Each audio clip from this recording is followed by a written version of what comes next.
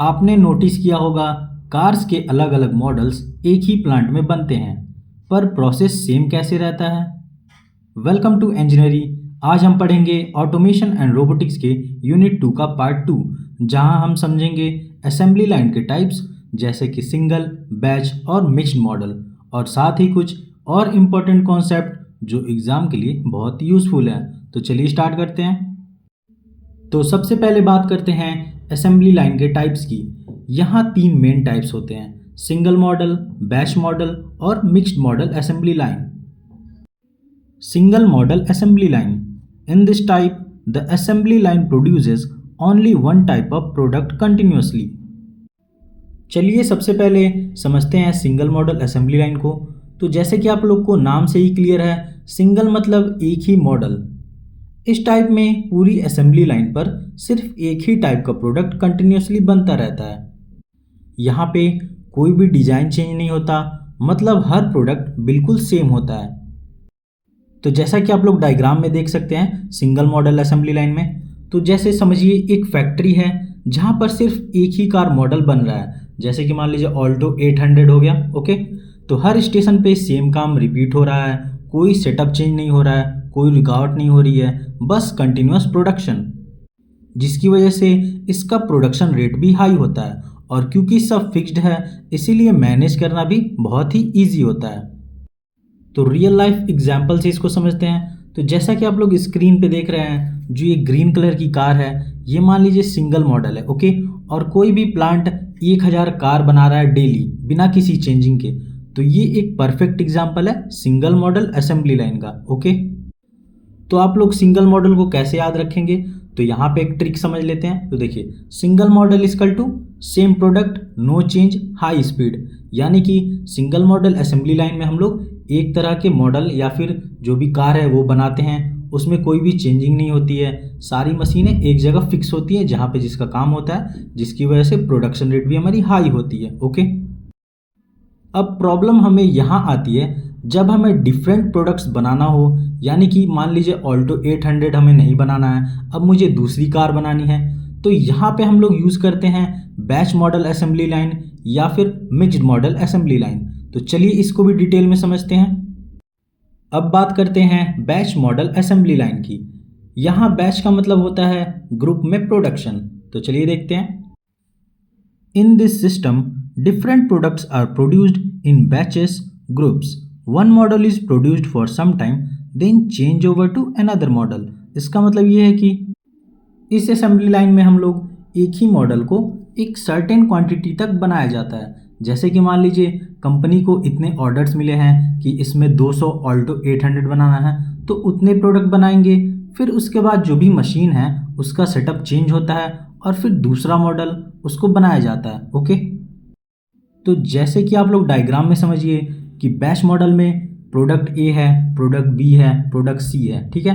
तो प्रोडक्ट ए यानी कि ऑल्टो 800 हम लोग 100 यूनिट बना लिए कस्टमर के डिमांड के अकॉर्डिंग। फिर हम लोग मशीन का सेटअप चेंज कर लिए, फिर हमने प्रोडक्ट बी का 100 यूनिट बनाना स्टार्ट कर दिया। तो यहाँ पर हर बैच के बीच में सेटअप टाइम लगता है, इसलिए प्रोडक्शन कंटिन्यूअस नहीं होता है।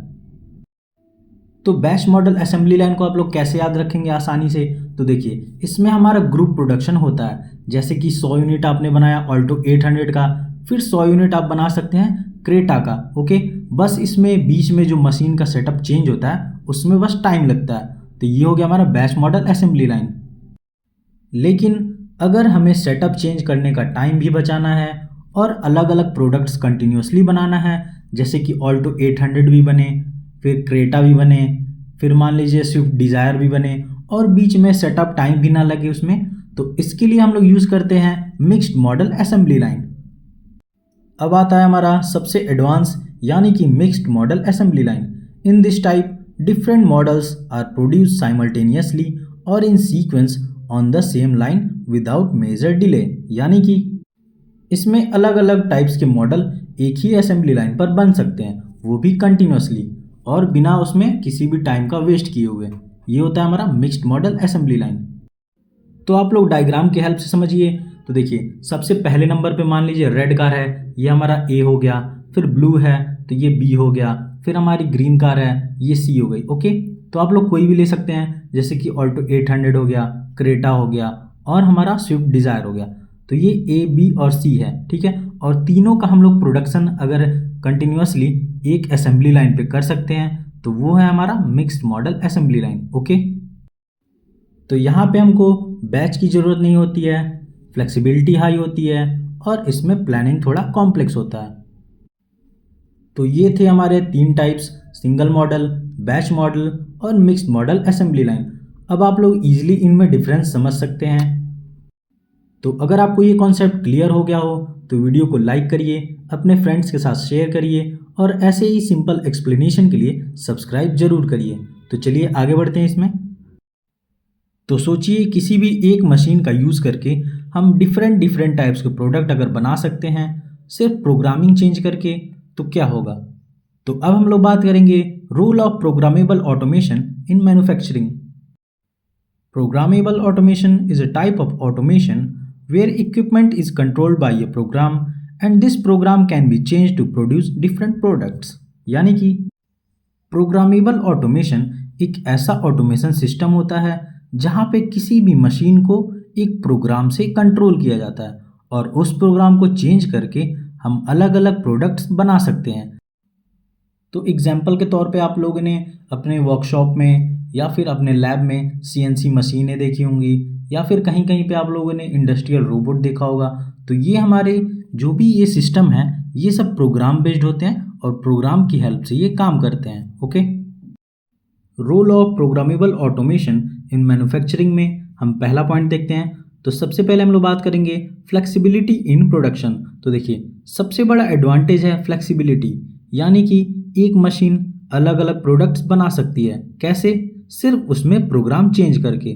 यानी कि अगर आप उसमें प्रोग्राम चेंज करेंगे कि मुझे मान लीजिए सोप बनाना है, साबुन, ओके, तो उसके हिसाब से जो भी उसमें डायमेंशन होंगी, उसमें कलर कोड होगा या फिर कितना उसमें वेट होना चाहिए, ये सब आप उसमें प्रोग्राम में अरेंज कर देंगे तो उसके हिसाब से वो प्रोडक्ट बनाना स्टार्ट कर देगा। ओके, इसलिए ये बैच प्रोडक्शन में परफेक्ट होता है।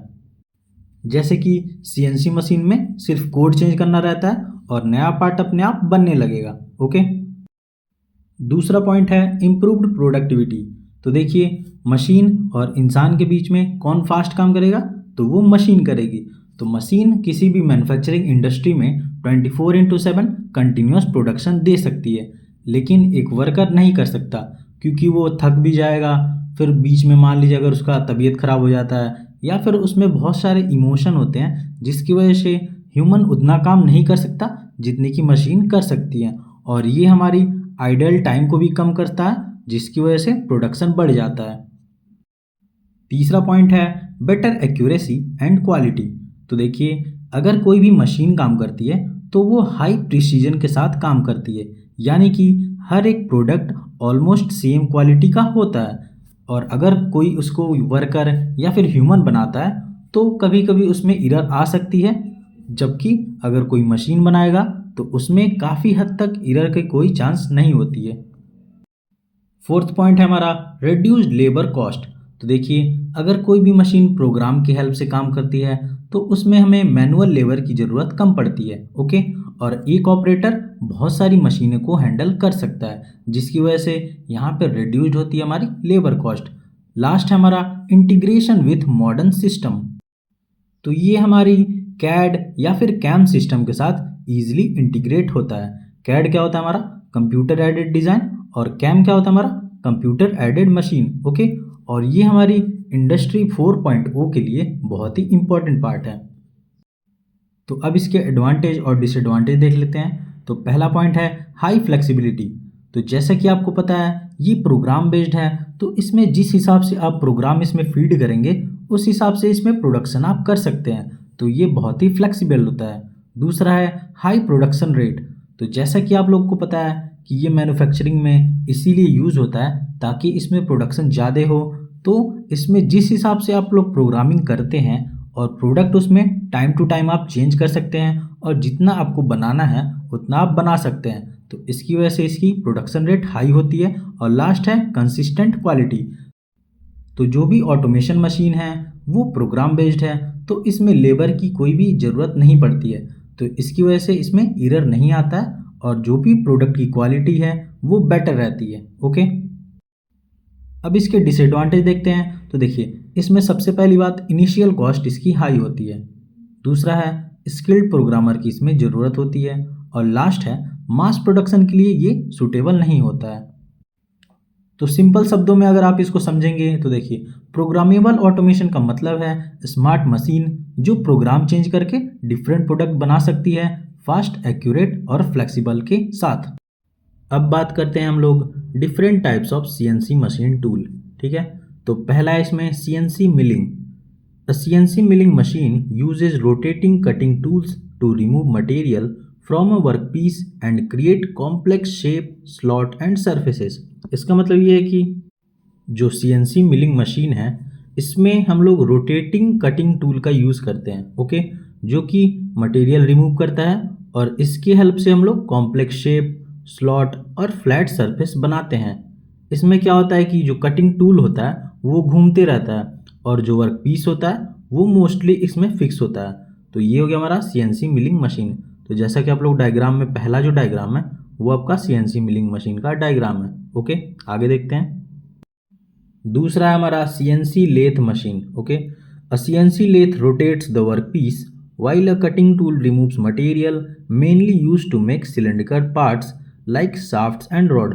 तो जैसा कि आप लोग दूसरे डायग्राम में देख रहे हैं, तो इसमें जो भी वर्क पीस होता है वो रोटेट करते रहता है और जो इसमें लेथ कटिंग टूल है वो इसमें से मटेरियल रिमूव करते रहता है। जैसा कि आप लोग ने फर्स्ट ईयर में वर्कशॉप में भी देखा होगा, उस पर आप लोग ने काम किया होगा, तो उसमें जो भी वर्क पीस होता है उसको हम लोग फिक्स करते हैं और वो रोटेट होते रहता है। और जो भी उसमें लेथ मशीन लगी होती है उसकी हेल्प से उस पर हम लोग जो भी उस पर काम करना रहता है या जो उस पर साइज देनी रहती है तो वो उस पर देते हैं। ओके, इसका हम लोग ज़्यादा यूज़ करते हैं या तो सिलिंड्रिकल पार्ट्स बनाने के लिए, जैसे कि शाफ्ट्स हो गए हैं, रॉड्स हो गए हैं, तो इसमें सीएनसी लेथ मशीन का ज़्यादा यूज़ होता है। तीसरा है हमारा plasma cutter. A plasma cutter uses a high speed jet of hot plasma to cut electrically conductive materials like steel, aluminium and copper. तो प्लाज्मा कटर में एक high speed hot plasma jet use होता है जो कि electrically conductive material यानी कि steel, aluminium, copper को कट करने की हेल्प से यूज होता है। मतलब कि इसमें हीट का यूज़ करके हम लोग कंडक्टिव मटेरियल जैसे कि एल्युमिनियम, कॉपर और स्टील को कट करते हैं। तो ये हो गया हमारा प्लाज्मा कटर। चौथा है हमारा water jet cutter. A water jet cutter uses a high pressure stream of water sometime mixed with abrasive particle to cut materials without heat suitable for metals, glass and plastic। तो जैसा कि आप लोग fourth diagram देख सकते हैं, इसमें आपको दिखाया गया है कि वाटर जेट कटर कैसे यूज होता है किसी भी मटेरियल पे। तो देखिए, वाटर जेट कटर में हम लोग हाई प्रेशर पे वाटर का यूज़ करते हैं किसी भी मटेरियल को कट करने के लिए, और इसमें कभी कभी एब्रेसिव पार्टिकल यानी कि सैंड, आयरन के छोटे छोटे शॉर्ट्स, इन सब का भी यूज़ करते हैं। ठीक है, और सबसे बड़ी बात, इसमें हीट यूज़ नहीं होता है जिसकी वजह से मेटल्स के साथ साथ ग्लास और प्लास्टिक भी कट हो जाता है। तो ये हो गया हमारा वाटर जेट कटर।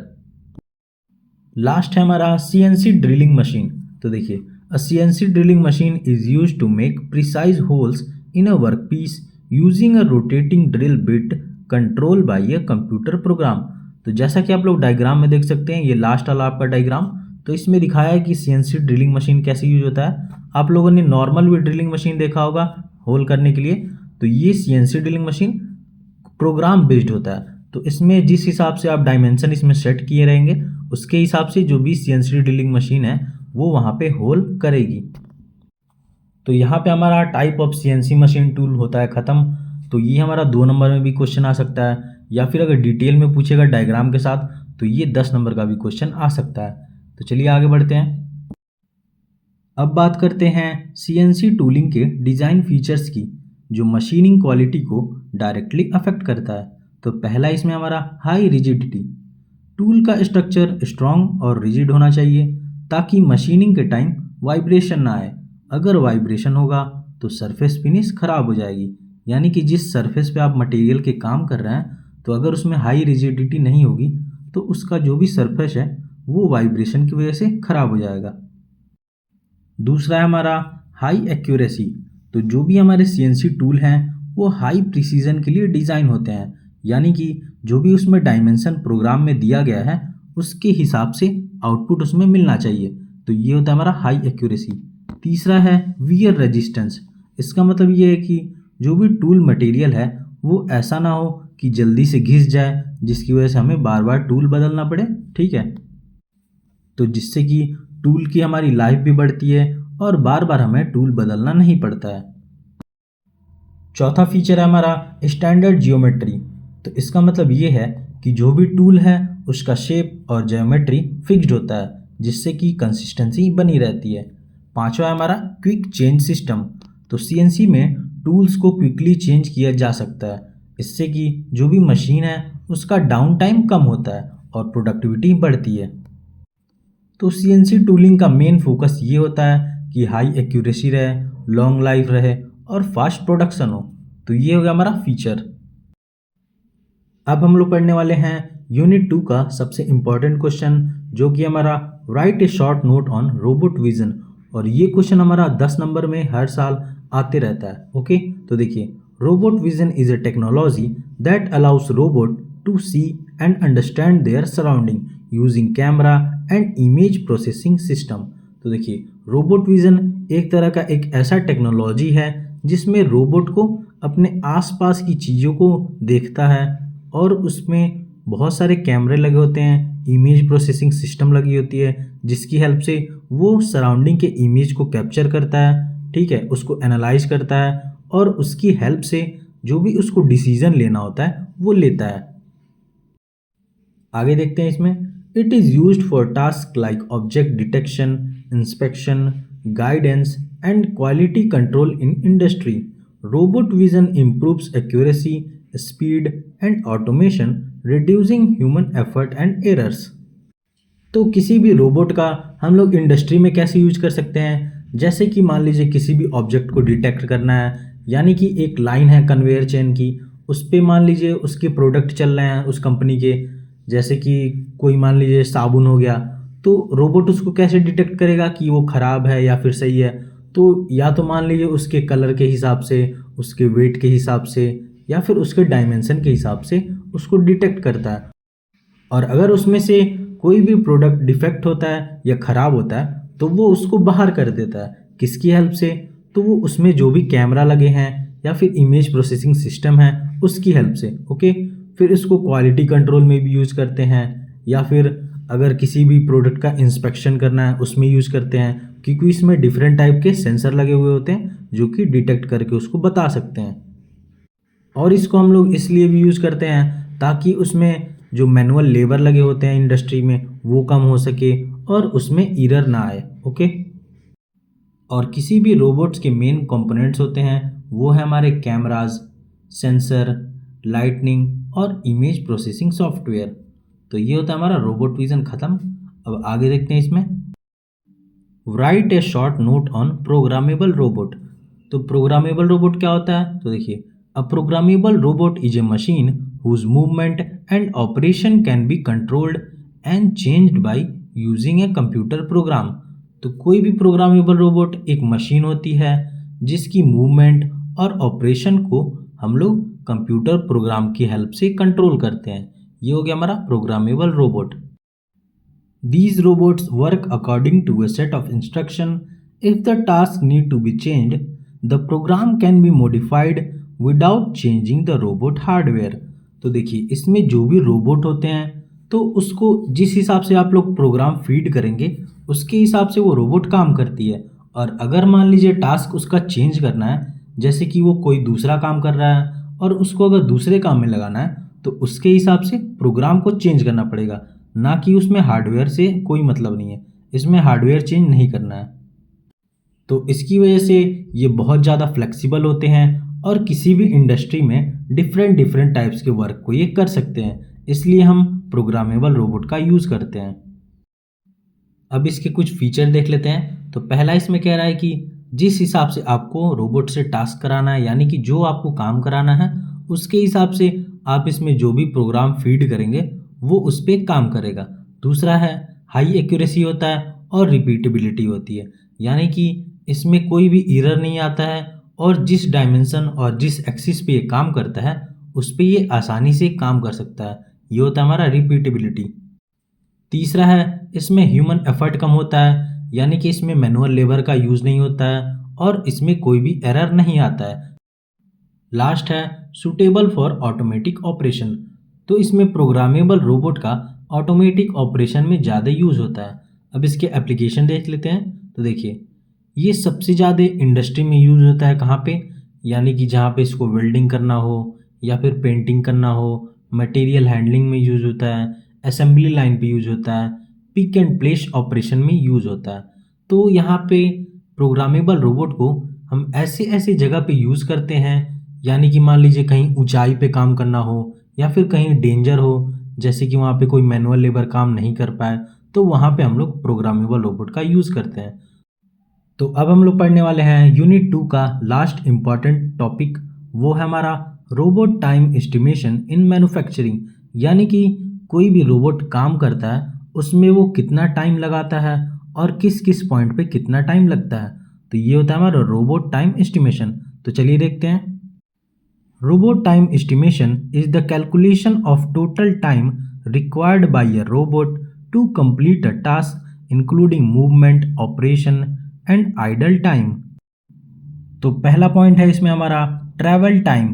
तो इसमें रोबोट ए पॉइंट से लेकर बी पॉइंट तक जाने में कितना टाइम लेता है, ये होता है हमारा ट्रैवल टाइम। तो इसको हम लोग शॉर्ट में टी और नीचे में टी करके लिख सकते हैं। तो ये हो गया टी टी।